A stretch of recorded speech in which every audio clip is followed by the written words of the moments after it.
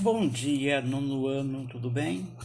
Vamos gravar mais um roteiro 31, mês de dezembro. E o roteiro traz como assunto o nascimento da República Brasileira. Muito bem, então nós sabemos que a República foi proclamada no dia 15 de novembro de 1889, lá no Rio de Janeiro, e representou o fim do Império e o início do período republicano. O ideal de república vem acontecendo desde os tempos coloniais.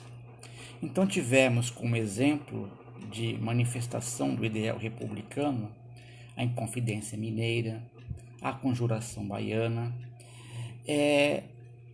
O Brasil era uma monarquia no continente americano. Era a única monarquia existente no continente americano. E esse ideal de república vinha se manifestando desde os tempos coloniais.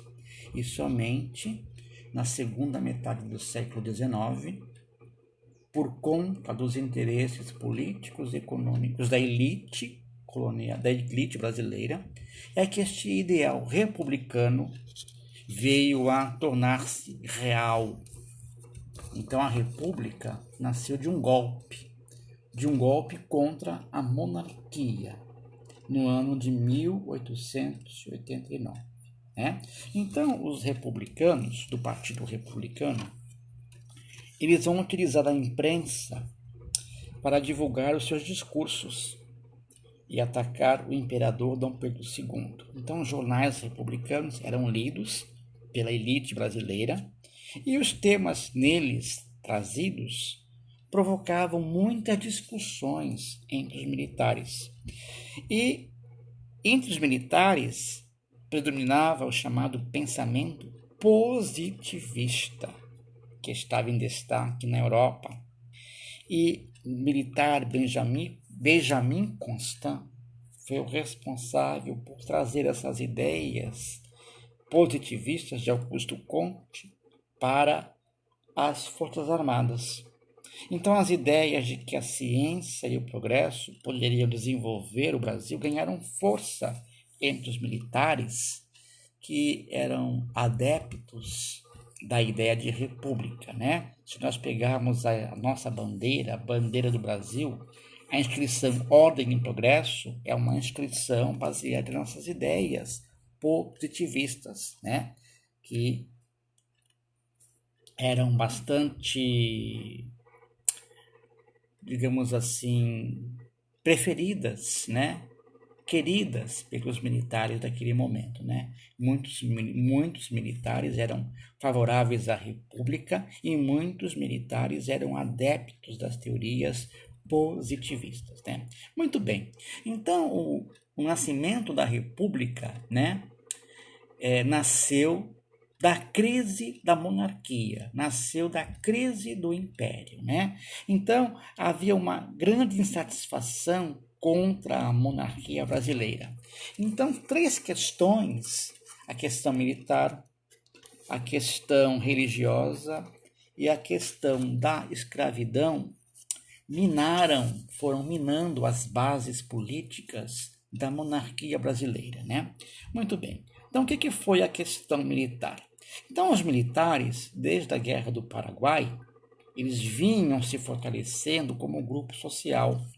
E os militares desejavam maior participação política, Eles estavam mais conscientes da sua importância na sociedade por causa da vitória na Guerra do Paraguai e desejavam participar ativamente dos destinos do Brasil, mas eram impedidos pelo Império Brasileiro, Eram impedidos pelo Império do Brasil, eram impedidos pela monarquia dessa participação política mais ativa, e aí isso gerava uma certa insatisfação dentro da ala militar.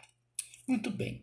A questão religiosa, ela nasceu dos desentendimentos entre alguns bispos católicos e a monarquia, né? Então, por meio da política do padroado, havia uma união entre império e igreja. A igreja era submissa às vontades, às ordens do imperador, né? Ou seja,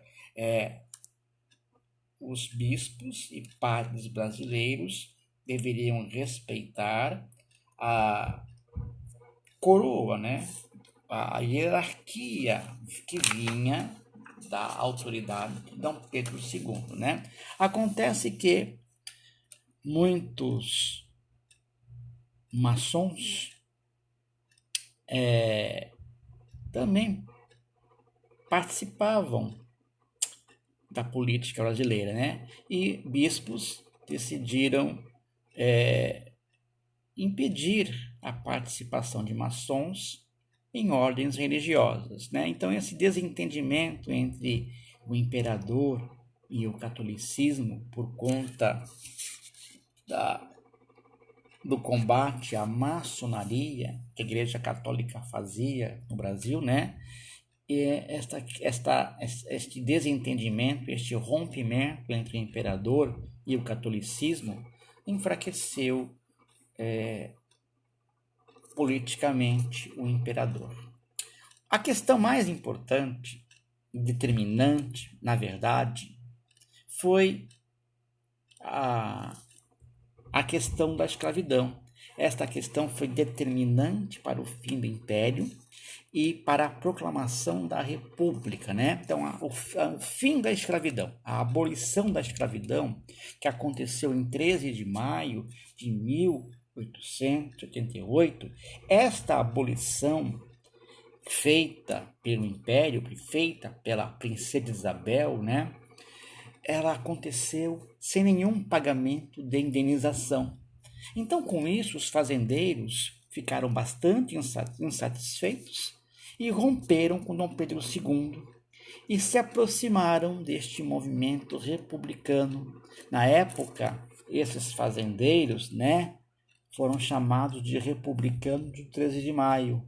Por quê? Porque não eram favoráveis ao movimento republicano e só vieram se tornar republicanos por conta da abolição da escravidão, né? Muito bem. Então, essa questão da abolição dos escravos abalou politicamente e abalou economicamente a monarquia brasileira, e esses cafeicultores e esses militares aderiram a esta causa republicana. Então, o Marechal Deodoro da Fonseca, que estava alinhado com as ideias positivistas, ele assumiu a liderança dos republicanos no exército e em 15 de novembro de 89, é este Marechal Deodoro da Fonseca que vai comandar as tropas que vão depor do poder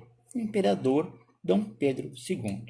Com Deodoro, chega ao poder os militares, chega ao poder também os cafeicultores, e são esses dois grupos sociais que vão dominar a política brasileira nesses momentos do nascimento da República, né?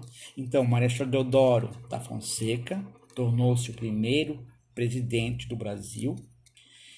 Seu governo acontece como também do seu sucessor, o Marechal Floriano Peixoto. Então, o governo do Marechal Deodoro da Fonseca e o governo do Marechal Floriano Peixoto, os dois militares no comando da República, nos seus primórdios, esta primeira fase da história republicana é chamada de República da Espada.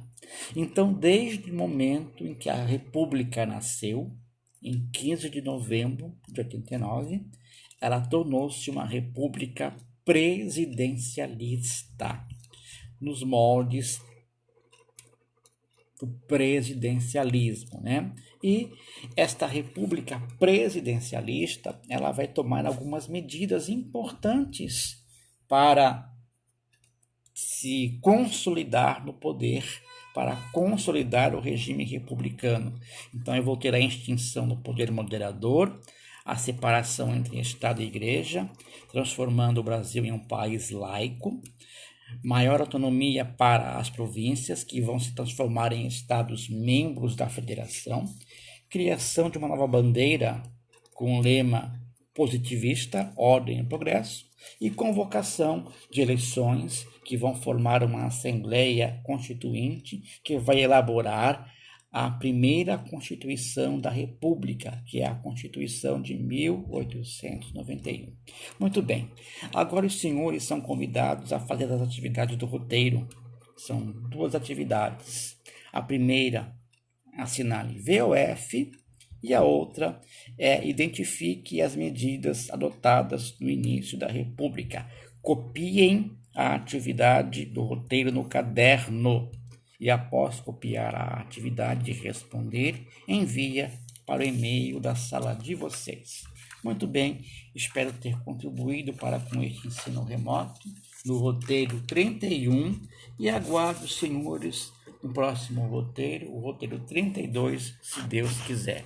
Muito obrigado pela participação e até o próximo roteiro 32, se Deus assim quiser. Até logo e tenham todos bons estudos.